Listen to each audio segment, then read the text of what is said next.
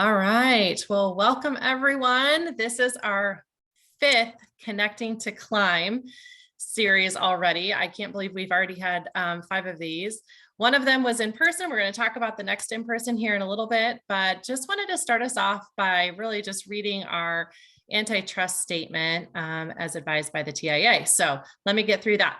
Discussion, comments, and presentations during the TIA functions must not refer to any past, present, or future rates, prices, or anything related thereto, including any reference to marketing strategies, include any discussion of boycotts of any person, product, or firm, or inhibit any members, employees from discussing employment with other member companies. So with that, I'm going to turn it over to Liz. Hi, everybody. Thank you for joining us again today for another edition of Connecting to Climb. As you know, our mission here with the Women in Logistics Committee is to be a committee of 3PL professionals encouraging the recruitment and development of women in logistics. And we're going to talk a lot about that today. So we bring you this quarterly Connecting to Climb with a couple of goals in mind. So we've got a lot of feedback from members about how valuable these connections can be. So it's really about connecting people, bringing them together, finding friends and mentors here within each other. And we have some stuff coming down the pipe for that we're going to get going in March. We'll be excited to talk to you about at the end today, more in that regard. But also we want to hear successful women in logistics stories. And we want to hear them because we all need something to, seeing is believing. And I think it really goes to demonstrate for us how much opportunity there is for women in this industry. And that's what it's all about. So we think if we can tell these stories and highlight these women, we can inspire the next generation of women in logistics that way. And also we want to hear from them, how can we recruit and retain more of us? So that's kind of what it's all about. And today we get to spend some time with Charlie Safro. Sarah's going to introduce you to her quickly and we'll dig right in. All right. So yes, today we're excited to spend some time with Charlie Safro. For those of you that don't know her, she is a recruiting guru, leading logistics content creator on LinkedIn. If you don't already follow her, definitely do that. A friend of TIA, among so many other amazing things. We're really excited to have her today. She really knows our industry well. So she's also privy to many conversations that our employees will have with her when they are looking for new opportunities. So some good insights there for sure. Armed with all that information, she's going to share her thoughts on what we can do to further our mission as it relates to recruiting and retaining women in logistics. So Charlie has about 14 years of direct recruiting experience within logistics transportation space. She started CS recruiting from the ground up over a decade ago. And today, as the president and founder, she leads a team of about 35 and manages her multi-million-dollar organization. She focuses on making meaningful connections to empower others to discover their full potential, and has worked with small and medium-sized as well as big companies, Fortune 50 companies, to help them identify the right talent. So she has a passion for all things on the employee experience front, and is the mother of 3 boys, so very busy mom, active in her community, and volunteers with local organizations as well. So as we chat with Charlie today, we would love to hear some of your questions for her. So please make sure you're adding those anytime into the group chat. And we've saved some time at the end to be able to check those questions out and get those answered for you. So thanks, Charlie, for being with us today. Thanks for having me, ladies. I'm really excited for this conversation. So Charlie, tell our members a little bit about your professional journey. Go all the way back to the beginning for us, if you could. And I'd like to hear too how you ended up focusing on our industry. There's so many to recruit for. Sure. Well, if you would have asked me in 3rd grade what I wanted to be when I grew up, I probably never would have said a logistics and supply chain recruiter, but I'm going to guess most of the people on this call have taken a turn in their path or what they thought they would be doing long term. So I started my career in marketing. I worked on the agency side of the business. It was great exposure to being in a service business, working with clients, managing accounts. And when I had my first son, I went back after maternity leave and it was a grind. I loved the work, but it was pretty thankless, long hours. And I said to my husband that I wanted to work, and I didn't want to be a stay-at-home mom. I just didn't see that in the cards, but I didn't know what to do with my career at that point. My husband, right out of college, was a freight broker. So after about 4 years of being in the day-to-day brokerage business, he designed a technology. We know it today as a load board, but this is back in the late 90s. So he had started up a company with his brother called Real Time Freight, connecting shippers and carriers directly. They had about 8 employees right at that time when I went back after my maternity leave. And so I asked them if I could come work for them. And I said I could bring my marketing knowledge. I'll even come and get coffee and staple and file papers if that's what you want me to do. I was just looking for human contact and some stimulating conversations. So we decided I was going to join the company. The night before I started, my husband got cold feet and he's like, I don't think we should do this. Don't come tomorrow. It's not a great idea. And so that was the one night in our marriage he slept on the couch, and I ended up showing up the next day ready to work. And so when I started at Real Time Freight, there were 8 employees in the company, and they just went through a tremendous growth spurt soon after I joined the team. And when we looked around the team, we had a lot of sales reps, a couple admin people, but nobody who was capable of recruiting. So think of this is 2006, Craigslist ads, classifieds, LinkedIn was not on the scene yet. And I took on the responsibility of figuring out how to recruit for us. So I really taught myself how to recruit, and being in that environment is how I learned the industry. We had shipper sales reps, carrier sales reps. So imagine if you were in a traditional brokerage environment, just observing and listening. That's how I learned. I learned the lingo. I asked questions. I was very curious. And then on the side, I was working on recruiting new people for us. So I was there about 4 years. We grew the business over 100 employees. So I had a lot of exposure, recruiting different levels. We started with entry level, but obviously we were hiring at the management level and some technical employees as well. And then they sold the business. I stayed on as a freelance recruiter, finished up some searches. And then I was on LinkedIn. And at this point, I was pregnant with my 3rd son. So some time had passed. And I started to get some inquiries on LinkedIn about doing recruiting for independent brokerages. People reached out and said, I didn't know that there was anyone who recruited and really understood our industry. Can you help us find a director of sales? Can you help us find a pricing analyst? And so I took the leap of faith and just started taking on one project after another. And before I knew it, I had opportunity. And I'm the type of person that's either going to go 110% or walk away before I fail. So I took a good look at what I had available, what I knew, and how I would be able to accomplish this, and just started up a business. It's funny to say because it was not my intention. It was an opportunity that was there and I had to react to it. So the best part of the story is when I started to grow and just beyond my capacity, I had to hire. And my first employee was actually my husband. While he was sitting out his non-compete, I brought him on to join my team and we grew the business together.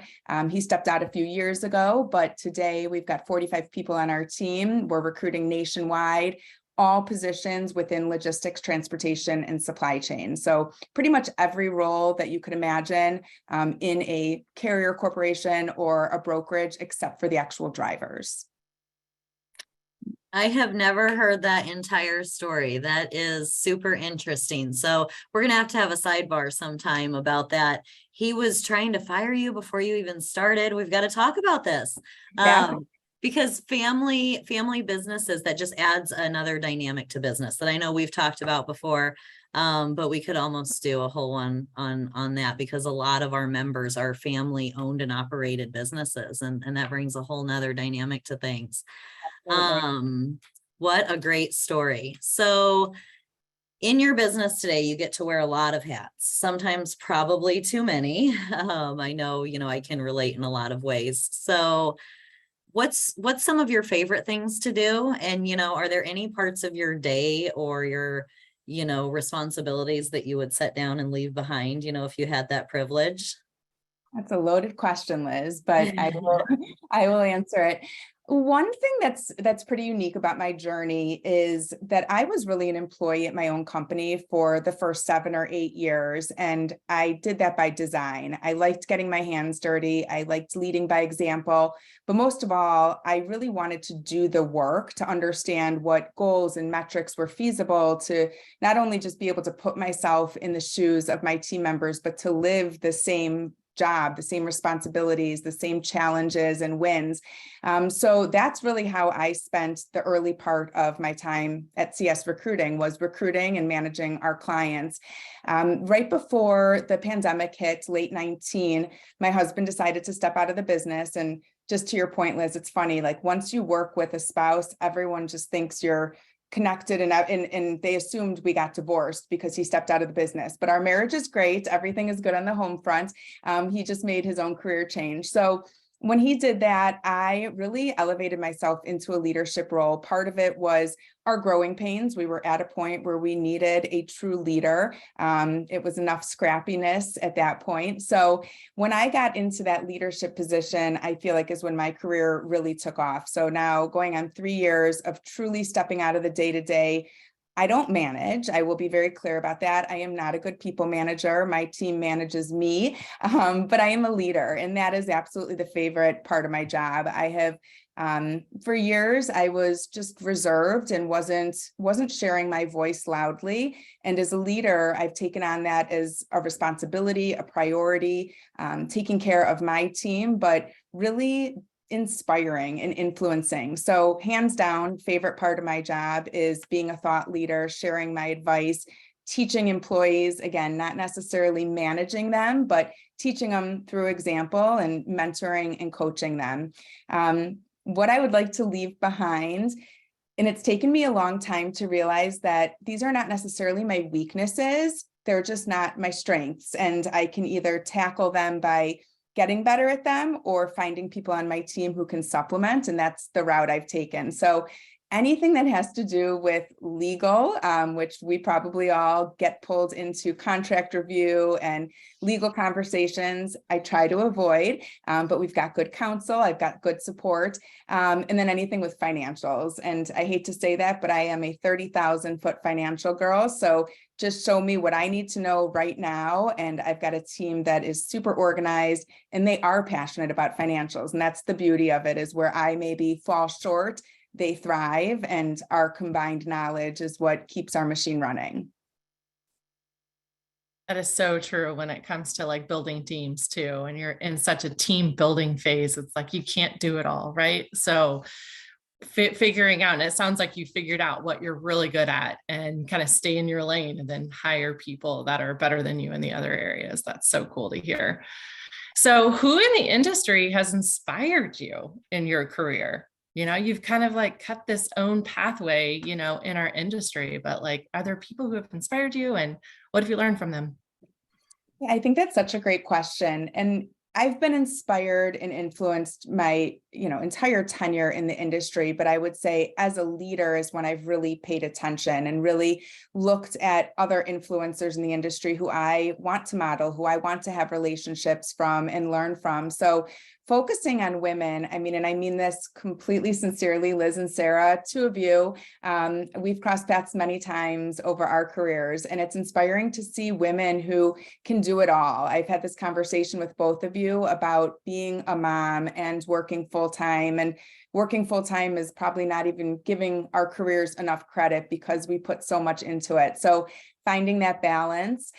Liz and I are also part of a group, a Ladies Leadership Coalition, which has been just a fantastic opportunity to connect with other females. So Nicole Glenn, Christy Knichel, Blythe Brumlev, Sharon Ciar, we are all part of this committee doing, podcasts, webinars, putting out information, having conversations, and then other women that I'm watching from afar. So Shelley Simpson, Cassandra Gaines, I think she's doing a great thing with legal education in our industry. Sarah Barnes Humphrey with her podcast and her series, Kara Smith Brown, Ramona Hood. I could go on and on. And I'll also mention Anne Renke. I mean, it's great to see a leader running this organization that is a woman, super inspiring. And I know what it is doing is just encouraging more women to take that leap, to take the risk, to know that there are other people paving the path. And I do believe in the future, this will be a very balanced industry and not as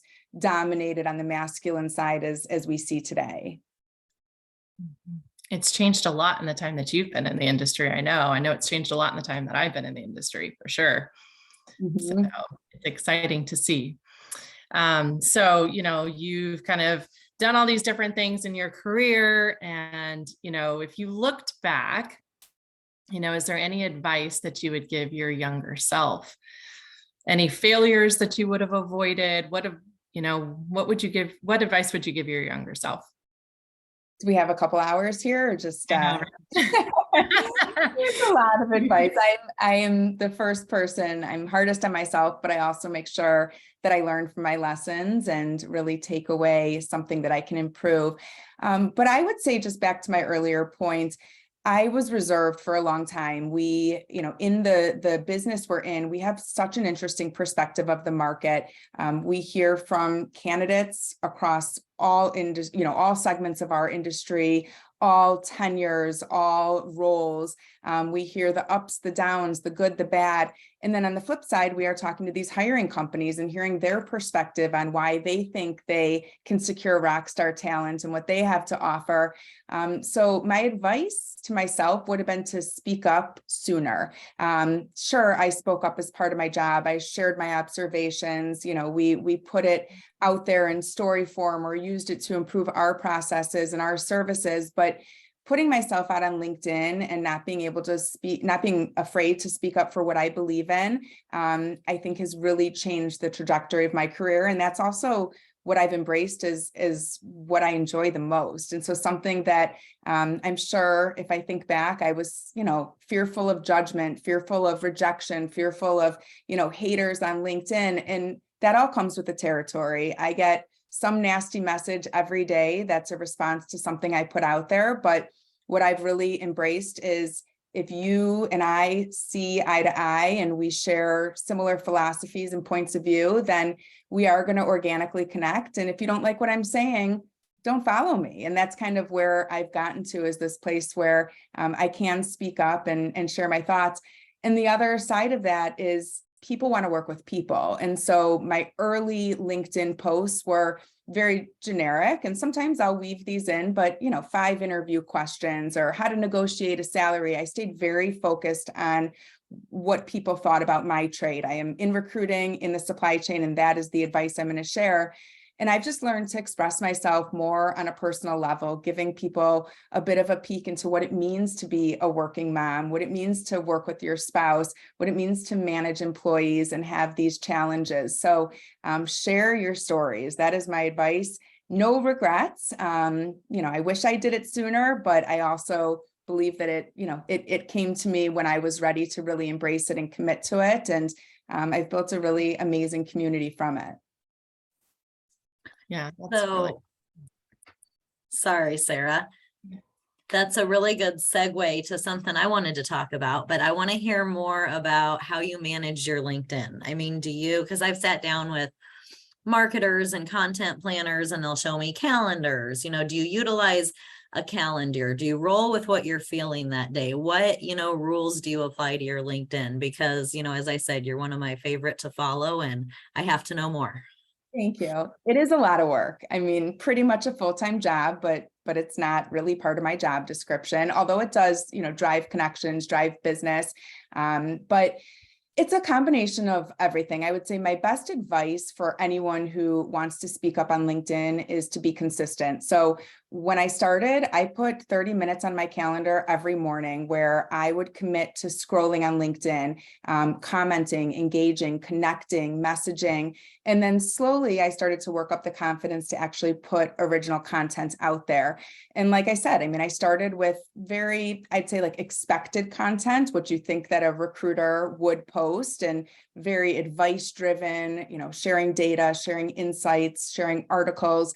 And I've really evolved to sharing my thoughts. And there's a lot of madness to the method in which I do it, but I take a lot of screenshots. I will say that is something that I don't think a lot of people realize. Everything I put on LinkedIn is original. I have written that content, I've thought about it, I have posted it with intention, but I've been inspired somewhere else. And I think that is a huge message, is anytime I see anything, I mean, mostly social media, LinkedIn, Instagram, I will take a screenshot, and that's my inspiration folder. And that's where I go back to think of ideas. And, I'll give an example. Matt Leffler in our industry started talking about the non-competes the other day. And the minute I saw his post, I was like, I need to speak up on this. I have a very strong opinion. And that prompted my post for the next day. So I have a lot of content that I create, but I go with the flow. I would say every day I really think about, what are we talking about? What trends are we seeing? What is important to me today?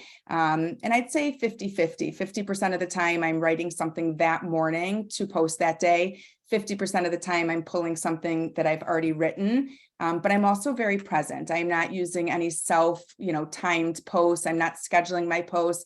I am posting and then staying on that post so I can engage with my community as they comment or interact with my feed. So I think that's another really important tip, is there's a lot of great workarounds out there, but the whole point is to be authentic, be engaged, and actually be a human. Since there are a lot of bots on there, I hope to be known as someone who actually is a human and stands behind that. Yeah, no, that's good, because they're starting to get a little bit easier to identify, I feel like, but there is nothing worse than when you find something that you think is really good and you get into it and it's, so they can put out a good post or, a good thought, but then there's no engagement after that. And that's really where the magic happens, I think, because you get to hear from other people in your network. If you have enough of a following, which I know you do, and you get to hear some different points of view, you get to have some fun with it, you get to share each other's thoughts. And that's where a lot of the meat and potatoes ends up, is in the comments and in the engagement and in the back and forth. And you don't get as much of that. A lot of people post and move on with their day, I guess. So when you say you stick to it for the engagement, that's something I haven't heard before. And I can see that definitely in your work for sure. And there's a lot of creators, there's a lot of creators out there that simply engage. They are not putting their own content out there. And I think that is where you have to start. You are going to build a community by responding to someone else's post, by sharing your thoughts. And so anyone who's maybe timid or, has the reservations I did a few years ago about being judged or being rejected, engage. Like, that is the best thing you can do to start your community. Yeah, that's got to be a very comfortable, low pressure place to start, as opposed to thinking you have to be a creator and you have to have something that people want. Yeah, for sure. So I want to spend more time than usual on our next topic, because I think you bring a unique perspective. A lot of the women we featured on here are operating freight brokerages or some other kind of, in that 3PL, 4PL space. And so I think, as Sarah mentioned in the beginning, I think you're privy to some conversations. I think over the years, women have shared with you things that they're not sharing with us, their employer, whatever the case might be. And so I want to know, in your observations, are we, the 3PL industry, successfully recruiting and retaining women? The answer is mixed. Yes, we are successfully recruiting them. We could do a much better job, and we could do a much better job retaining them. 26% of our placements are women. So that's an encouraging number. And that's in current day. I'm going to guess when I started 12 years ago, it was probably closer to 5 to 10% of our placements were women. So we're making progress, but there's a lot of things that are deterring women from joining and staying in the industry. And the way I think about it is, there are reasons people leave the industry regardless of their gender. Those reasons are still in play for women. But then there's this whole other level of challenges and barriers and obstacles that women specifically face in this industry, which is just another reason for them to either not join or to join and then depart. And that's where we need to just work as a group and improve. So touch on some of those for us if you could. So I guess what drives people in general away? And then what are those additional barriers driving women away? Because I want to keep the men too. I want to retain everybody in Of this course. industry. Everybody that's good and out here doing the right thing. Those are the people that I want to grow. And so what are those barriers? Tell us more about that. Yeah, I mean, I think the obvious one that is, yes, can we control it as an industry? Yes, but it's out of the candidate's control is employment agreement. So maybe that will change later this year, but non-competes are just a huge barrier for somebody who has worked in the industry, built up the skill set, hopefully, really built a passion as well. When they decide to leave that employer, their hands are tied. They cannot legally go work for a competitor. And I would say that is, gender agnostic. Anyone who has signed a non-compete is going to be limited. There's a chance that there's a loophole. There's a chance that you could move from a brokerage to the shipper side, but the skill sets are often different and it's not as easy as it sounds. So non-competes by far and away are the number one reason that people leave the industry.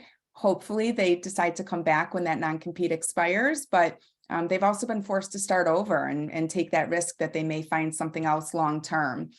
When we talk to candidates, I would say the two reasons that people either look for another role or want out of the industry entirely are either lack of opportunity to grow vertically and or burnout. And I'm sure that exists in every industry. Just in our industry, it's prominent. We hear it a lot. The burnout factor it's a problem. I mean, I think that the pandemic taught us all a lot of lessons just about priorities, how we spend our time.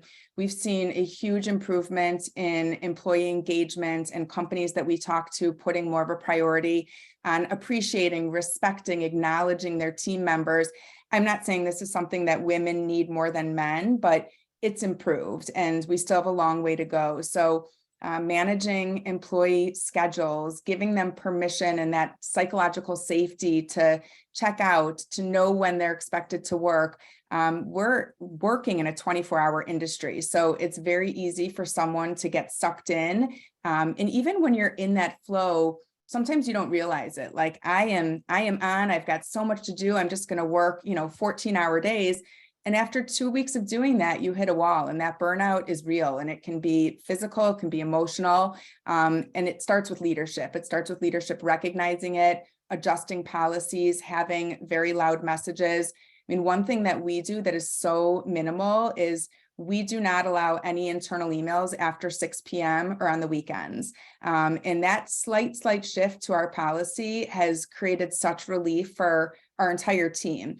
I still work at night. I just schedule my emails to go out during business hours. And that we came to that conclusion by just putting ourselves in our employees' shoes and thinking like, how do they feel if they get an email from me at midnight? It's like, I just sent it at midnight because that's when I chose to work, but that could send someone into a panic and it could, cause for a sleepless night. So leaders being mindful of burnout, how to prevent it, but really just the right messages and also leading by example, showing your team it's okay to find balance. And then the career progression. And this is really comes down to the individual and the unique company. So people want to be challenged. And this is news that every leader wants to hear. A lot of the candidates we talk to, they feel like they get to this point where they're stagnant in their career. And it's usually because they're revenue producing. So their manager wants them to stay as a sales contributor. Their manager wants them to stay as a carrier rep because they're good, they're hustling, they're working at a high volume, they're bringing in a lot of profit, but that person wants to progress their career. And so that's a big reason we hear people wanting to leave a company. My ceiling is low. I want my manager's job. My manager wants their manager's job. Neither of them are going anywhere. So my only option seems to be going to another company. And there are a lot of flat organizations in this industry. So even though we can try to really work with that candidate to find the next move for them, I would say there are probably more than half of the brokerages that we work with want lateral moves. They want a customer sales rep from another brokerage to come be a customer sales rep at their brokerage. And sometimes candidates are up for that, but more often than not, that is not an attractive opportunity, regardless of the bump in base salary, regardless of all the other perks that may come with it. It's about the actual position. And sometimes people end up leaving the industry because they're not able to really further their career with the opportunities they have in front of them. So that's a lot going on there, but I think if you consolidate it, it really comes down to leaders having compassion and treating employees like humans to prevent that burnout, open, transparent conversations about career paths, and leaders going out of their way to help someone carve a path that makes sense for them. And then the non-competes, which I'm not going to change, but at least the best I could do is fight for it and counsel people who are in that position. Yeah, that's interesting. I took some notes here, some things as you're talking. It's, we could work on that one. Yep. We could work on that one, you know, because we only, I mean, just in my case, you know, we've got 30 people. There's only so many management positions, you know, and so I'm just thinking through, are there, you know, special projects, special committees that people could own? And because I know from the company's perspective, we have a laundry list of things we could do. There's always so much to do, you know? So are there different ways to give people that opportunity for, you know, development, to do more, to be more involved, even without titles and promotions necessarily available today, you know? Absolutely. And it's a lot for a leader to take on and commit to, but it's the way to retention. So it's got to be a priority. And just to, sorry, go ahead, Sarah. I was just going to ask a follow-up question. So what advice do you give when you are counseling someone who's at a company, like, and they feel stuck? Like, what is your advice to them? I mean, not what you'd expect a recruiter to say. Our advice is always, if you like this company and you like what they stand for and have good relationships with your managers and leaders, open up that conversation. Like, start with where you're at, because the last thing we want to do is take you on this journey to explore opportunities only for you to go back and get a counteroffer. They should realize your value and give you the opportunity while you are an employee, not when you threaten to leave the company. And we see a lot of that very reactive response when people have other offers. Then all of a sudden there's an opportunity for them to jump up a title or two or receive that pay raise that they've been asking about. So that is my first suggestion. And my second suggestion is really to think about your skills and your non-negotiables. Like, what is important to you and how important is the role compared to the non-tangibles, the flexibility, the respect, the appreciation, the learning and development opportunities. So it's really unique at that individual level. Understanding, like, why do you want to be a manager? I grew up in an era where I wanted to be a manager to show my parents my business card and be like, look, I have made it. But that didn't do anything for me. It wasn't my path. So really understanding from these candidates, what do they want? What do they need? And then helping them prioritize. And sometimes the grass ain't greener. Like, they've got it right where they are, and their focus on moving into the next position really isn't their priority. It's just something that they feel pressure to pursue. And I think that's, you know, really taking a good look at what that candidate needs and wants to feel purpose and fulfillment in their job. And I think that's really good advice. We've gotten that question multiple times at the end of these sessions that we've had. And so many times it really does come back to, like, why do you want that? What's your motive? You know, Patrick Lencioni wrote that great book, The Motive, called The Motive, about why do you want to be in leadership? Like, doing some introspective look at some of that. And I think, to your point, I think it's great advice, you know, like, at the end of the day, leadership is hard. It's not just getting a title and being proud of that title, right? And you know that all too well. And so, you know, how do you, yeah, I think that's great advice on how you coach people in that as well, because there are trade-offs to that too. So yeah, and I mean, we've struggled with this with our own team. We've had a lot of really talented individuals that want to do more, and we've done everything in our power to create that right path for them. One girl on our team, it took us 2 years to figure out what else she could do for us, and now she's thriving and has started up a whole new department for us. But we just had to get there. Other people, we've helped move them into another role, only to find that guess what? You were better off where you were before. And so now you're either going to go back or potentially move on and do something else with your career. So again, I think it really comes down to the leader, but it starts with the employee speaking up. Yeah, that's great.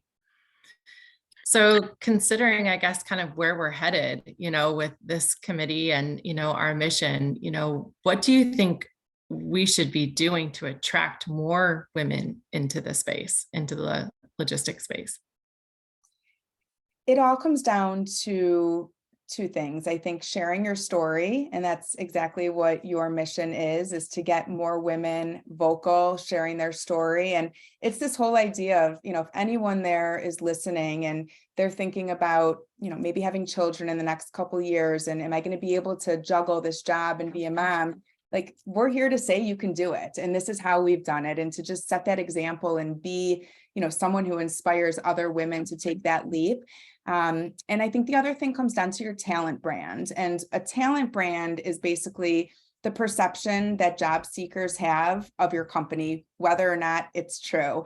And companies need to do a better job promoting their talent brands, which is why you should work here. When we're talking about women specifically, keeping in mind some of the things we discussed, the respect, the appreciation, the flexibility. I don't want to stereotype, but I think we all could agree that moms take on a lot, and not to say that a working dad doesn't take on their share, but women need flexibility. They need to achieve the balance. And it starts again with the leaders, either leading by example and saying, this is how I find balance. Like one of the ways I do that is my team will realize, like, I'm gone from 2 to 4 at my kids' school play today, and I'm not afraid to tell you guys that. And I will make up for my work later. But just to promote that and say, it's okay. It's okay to check out and check back in as long as you get your work done. So really focused on performance and what you're able to do versus how much time you are sitting in front of your computer.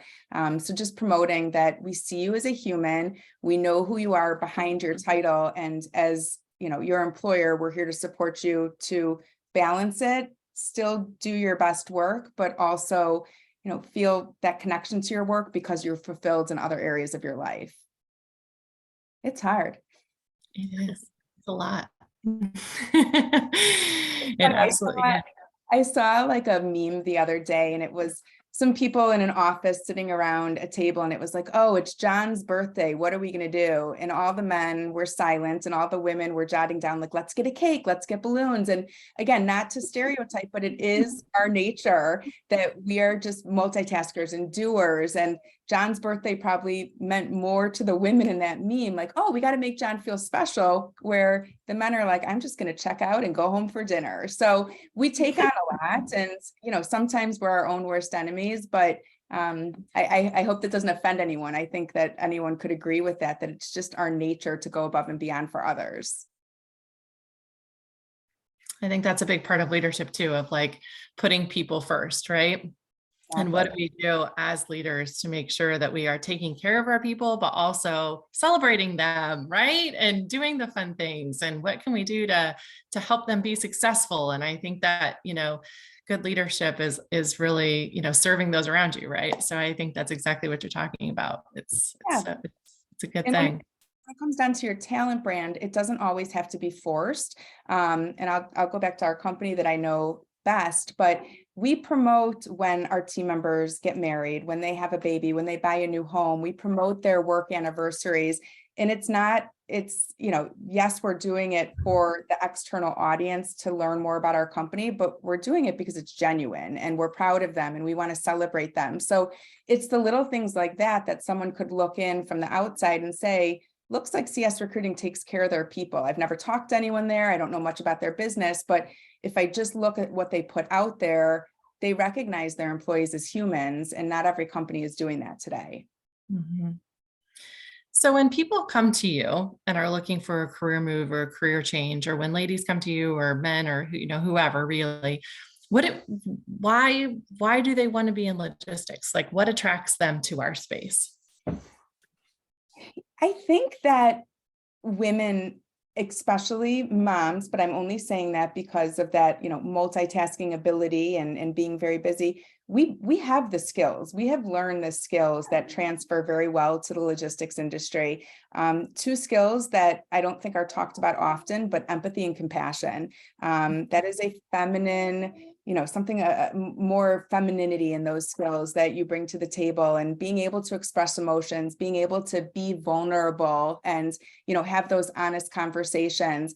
I've had some really hard conversations with our team members, but the way I approach it is, this is tough for me to talk to you about, and I'm going to tell you how I feel, because I don't want you to think that this is a piece of cake. So, being creative, like we have to be creative every day and figuring out how to balance it all and making sure that we're getting everything done and we're doing it with grace. Problem solving, I mean, that is probably the number one skill set that anyone in our industry requires. And, women in general, moms even more so, are great problem solvers. Like that is all we do, is just defend that line every day. So, and then multitasking. So, my advice to companies looking for women, or women looking to get in the industry, is, again, think of your soft skills, think of your characteristics and who you are. Those are important and very valuable to an employer. So you don't always have to have those technical skills or that list of certifications. It's becoming a lot more about the human and what that human brings to the table. And a lot of hiring decisions are being made on those soft skills and those intangibles. Yeah, I really like that. Don't bet on the horse, right? Bet on the jockey. And so Exactly. if you can, find the talent, and if they've been successful anywhere, at home, because there is a whole lot of logistics in being a mother, to the point you made, definitely, if you should be able to teach them a new industry, as long as they bring that skill set and some of those things you were saying. I know I'm always willing to bet on the person. I would say the bulk of people we hire don't have brokerage experience. But if they're street smart and they're emotionally intelligent and they know how to build relationships and communicate, they can learn and they can perform in the job. So I've seen a lot of hiring companies really take that step back, and instead of saying, I want to hire someone from my competitor who's in this position so they can come over and do it for us, it's more about, I want to hire someone who wants to be part of a growing team, who wants to have a voice, who, is going to show up every day and give it their all. And that's what needs to be promoted on resumes and interviews, more of that character and personality, more so than those hard skills that, used to be on the forefront. Yes, I agree. And that's a great opportunity to bring young people into the industry. Great opportunity to bring new, fresh ideas, perspectives, and all of that as well. Exactly. Jessica, sure. I know you've been watching the chat. What are members wanting to ask Charlie? Yeah, we have a few questions out here. Charlie, this one's from Jenna Schmidt. Did you face imposter syndrome when first breaking into the industry? Jenna, I have imposter syndrome every day, and I don't think I would be normal if I didn't. So absolutely. I did a lot when I started in the industry, and there's a couple things I did to overcome it. The first is fake it till I make it. And, I really try to be vulnerable and to admit if I don't know something or I need help or advice, but there is also, this savviness that when I'm on the phone with someone and they drop, a word, an industry word or term that I don't know, the beauty of Google right there, that I can keep going with the conversation. If it's important, I will always stop and say, can you break that down? Or can you explain that? Or I've never heard that. But there is an aspect of being able to carry on a conversation and know that you'll learn later, or you'll learn on the spot, and at least be able to present yourself as expected. And that's my other piece of advice, is I'm a learner. So, if I don't know something, I've got this long list. My husband makes fun of me, but it's like things to Google when I have time. And it's just things that I'm like curious about, that I didn't stop and do it in the middle of my day, but I really do want to learn a little more about how this works, or I want to watch a video or listen to a podcast. So always staying curious, being open to learn, and having people in your network that are willing to teach you. And, you just have to know that something, you bring something to the table. You're not going to always know everything, but every single person out there feels like an imposter in some conversation. Like we're not perfect. We don't know it all. Great, thanks, Charlie. This question is from Jordan T. Logistics can sometimes be an uphill battle, an ever-growing puzzle that can create many obstacles. How do you recruit more women with empowerment in this industry? That's a great question. Right now, just to touch on the state of the market, employers are definitely more in control. So going back to Q3, even the beginning of Q4 last year, we saw more jobs than people, which meant the candidates were in the driver's seat. And that has flipped. So now we are seeing less jobs, more people. But one of the things we're seeing a lot of companies focus on in their downtime, if you will, whether or not, frantically hiring, is DEI, and really focusing on their diversity tactics, the different strategies and programs they have in place. So I hate to say that may be a way we get more women into the industry, but if it's going to start with the employers and them having goals to get more diversity, we get a lot of, side comments like, this is the role that we're hiring for. We need to find the best person for the job. And without discriminating, it'd be great to see a woman in this position. So we're starting to see more of that, whether it's, it's something that's purposeful, or they just are seeing the skills that women bring to the table, or the vulnerability or the stories that we're sharing. So we're starting to see that, but a lot has to change. Again, I don't know how much control an employer has to say, I only, I want to target women, because it's still only making up, let's say, a quarter of this industry's workforce. Great, thanks. Next question comes from Mia Mazal. Charlie, what do you think has been the most influential in terms of bringing organic engagement to your LinkedIn? And how important do you think LinkedIn is for networking in the logistics and supply chain community? I'll answer the second half first. I think it's incredibly important. LinkedIn started off as a platform to connect and to communicate and be able to identify other people based on the position they're in. And it's really evolved to this, thought sharing platform. There's so much good content on there. It still functions the way it was intended, but LinkedIn is really now about the feed and about learning and giving and sharing and tuning in to different topics. So I think you have to be on LinkedIn, and, there's so many advantages. It's amazing how many people you can connect with, in a given day virtually, versus if you were to go out and try and have face-to-face meetings. So it's also a quick validator. When I see a resume come across my desk, the first thing I do is look at their LinkedIn profile, not because I want to see their picture, but I want to know what else is out there on this person. And usually, if they're savvy, it lives on LinkedIn. I'll learn something from their headline. I'll learn something through, the comments on their profile, the testimonials, the different places they've worked. So I can just continue clicking in and really doing my research to sum up who that whole person is. So yes to LinkedIn and being active on it.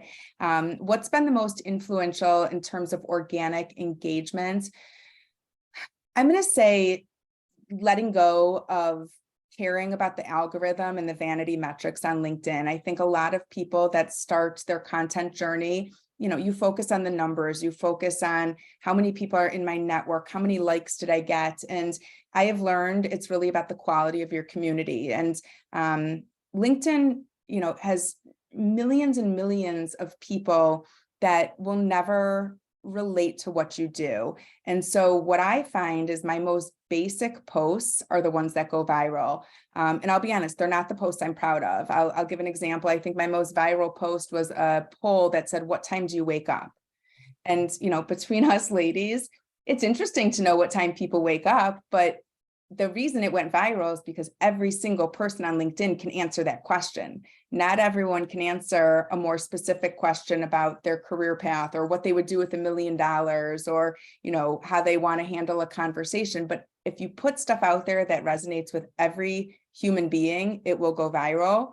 I will just be honest, though, it's not the best content. So what I'm really focused on is putting out quality content. And if I influence one person, if one person comments or sends me a DM and says that that post changed the way I think or changed an action I took, then my job is done. So we will never figure out the algorithm. And I've just frankly stopped caring about it. It's more about having a platform to communicate my message on a mass basis. And I also use LinkedIn to reinforce messages with my team. So I would never communicate something on LinkedIn that my team doesn't know, but my 6 o'clock email example, my team knew about that policy, and then I continued to promote it and talk about it on LinkedIn just to, further prove the point that it's something that we're walking the walk and I believe in. So I really use LinkedIn to communicate internally and externally. And if I think of it that way, I'm always making a difference because my team is hearing from me every day.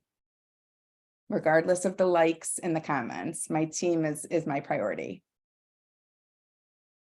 This next question is from Kelly Bacchus. Do you find a lot of these looking for a job wanting to work hybrid or remote? Yes. The answer is yes. Everyone wants flexibility. Flexibility does not always come down to the work environment and where you report to. Flexibility could be, a couple days in the office and a day at home. It could be having, flexible hours and being able to start early and end early if that's how your lifestyle is configured. But we are seeing a lot of candidates that are coming to us and saying, everything's great. I make good money. I like my job. My manager is awesome, but I just am sick of commuting and I put so much energy to getting to and from my office every day that I would rather put into my work. So very valid reasons that people want to have that flexibility. With the market shift though, it was a lot easier to find remote work when the candidates were in control and hiring companies were a little more eager to hire. Now that the hiring is slowed down, we're seeing more mandates for, on-site in-office work. And just to put it out there are still plenty of people who like to work on site. This is not, what's better. The industry we're in, we would be nothing if we didn't have the drivers and the facility employees. So the good news is there's jobs and there are people who want to have their boots on the ground, literally. And then there's others that, prefer that flexibility and being able to work in a comfortable environment without constantly feeling like they're rushing somewhere, which we are a virtual organization. And I would say that's the best part for me is I always felt like I was rushing and spending so much energy to get to and from work. And now I just use that energy to put into my company and my clients. So we're seeing it. Don't give up. If that's what you need to perform your best, that job is out there. And I know that it will spike again when the market flips. Right. And we have a final question from Valentina Rodriguez. What advice do you ladies have on overcoming sexism in this industry? I'll give my answer, but I would love to hear Liz and Sarah, what you guys think as well. I don't know if this is the best advice, but I have learned to really have thick skin in this industry. And I think in some situations I learned the hard way. We do work in a male dominated industry, and it's a little rougher than I would like sometimes, and heart-to-heart conversations aren't always accepted. And I have a lot of clients and candidates that they don't want that level of empathy that I'm bringing to the table. So part of me just continues to push forward, and I am going to be compassionate, and I'm going to, if a client comes to us and they're fired up that someone quit, I'm going to make them really think about what could you have done to prevent that? I know that you're mad and you want to blame the employee or someone else, but let's really think about like the emotional side and putting yourself in their shoes. But the other part of me is just like, you know what, you got to get to their level and have thick skin. And by no means is sexism okay, but there's certainly times when I've just chosen to pick my battles and things have been said that I'm like, now I understand who you are as a person, and I'm going to be very mindful of that as we potentially work together, but I'm not going to let that get to me. I don't know, Liz and Sarah, what would you say to that one? No, I think that's a really good answer. Thinking back, it's like, I've had really good male leadership bosses. I talked about this a bit in the article I wrote for TA Perspective perspectives last year. Like, I'm really lucky in that way. I can't say I've had any moments in my career where I felt discriminated against, where I felt, and that's why I was so excited to bring men in the industry along on this mission with us, is because I know they see value in their women employees. I know they see value in some of these softer skills, at least in the office, having a balance of the soft skills, be some masculine, some feminine.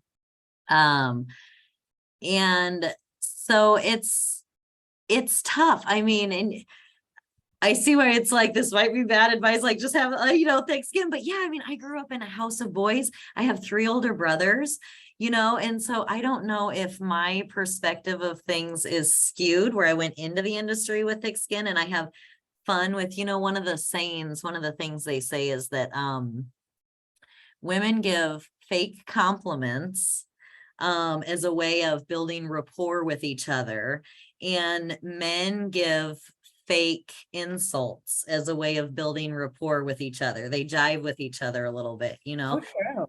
but and you can see that when you look around, and so growing up in a house of boys though, and having older brothers, and just, that's kind of what I came up in, is like, we can jar with each other a little bit. And so in that way I've had fun, and I can't think of a specific example that I felt sexism or I felt discriminated. But, can be a little rude. It can be a little crude. I'm probably not the best person to ask with the brothers, because so was my house. I don't know, And I'm the same. I live with 4 boys, so I know how to pick my battles, but I don't think that we're alone going to be able to change the stigma in society. And, I think that anyone would agree that when a woman speaks up and is loud, she's annoying. But when a man speaks up, he's authoritative. And so that's what, like, we just need to shift that whole perception in society. And that I think is gonna help with this cause. But Sarah, what about you? Yeah, I've been very fortunate to have incredibly supportive and encouraging male leadership through my career. So I agree. I just haven't had to deal with that.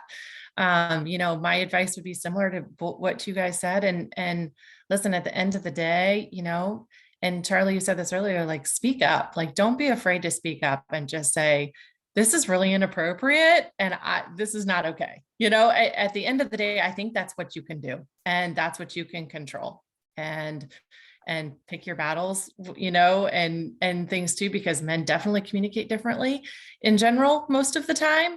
But at the same time, Liz, you and I have talked about this a lot of, there's a lot of men who are a part of our group for all the reasons that they're just trying to be better and connect with other women in this space and do it in a really great way. And so, I would agree with both of you on that. Yeah. And I guess I just want to share something with any members listening who might be experiencing this in their current role, because although we can't really relate firsthand, we know that it's out there, and not just in our industry, but across all industries, across society, right?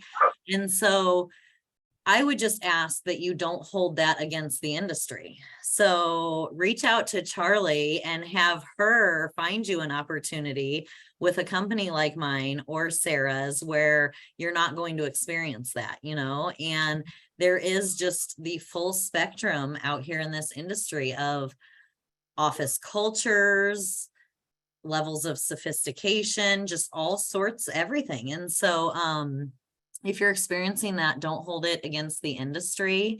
It might just be time to look for a new home base. Yeah, absolutely. Because not all, I would say the majority, honestly, of companies are not about that. Especially I would TIA members. Absolutely. I mean, and if you are dealing with that, then you need to probably find somewhere else to work. But I would start by speaking up first and communicating that. I mean, Charlie talked about that earlier. A lot of times people don't know until they know, right? And sometimes you got to make sure they know. So, yeah. Yeah. So We are running out of time here. Charlie, thank you so much for being with us today. I knew you would bring some great discussion points and of course be candid with us. And it's always a great discussion. I want to share with our members real quick before we close something that we're working on bringing you soon.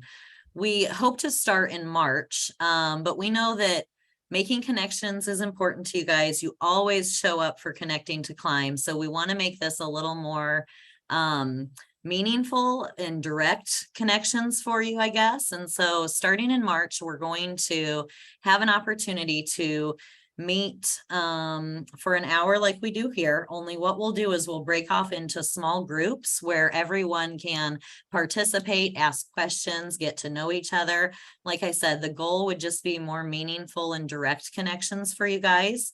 So be watching for details to come out from TIA, but what it will look like is you will kind of pick a topic that you want to break off.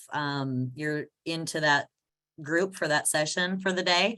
So it can change. It's not, you'll pick one every time. So whatever's important to you that month, and we'll have kind of a leader, but it'll be full participation, all hands on board. Everybody get to see each other. Everybody get to talk. Everybody get to ask questions, answer questions, more of a roundtable discussion. So we're very much looking forward to that, and hope you join us in March for that. Yep. And you'll be able to tell a little bit about your story and get to know others in the space, which will be awesome. We're excited to kick that off. So what a great discussion. Charlie, thank you for joining us today. We really appreciate just all the insight that you provided. And we look forward to this group continuing to grow over time and continuing to learn from each other and to hear from other great women leadership in the space like Charlie. So stay tuned for the next one. It is actually going to be at TIA in person. So you guys can meet everyone in person, face to face.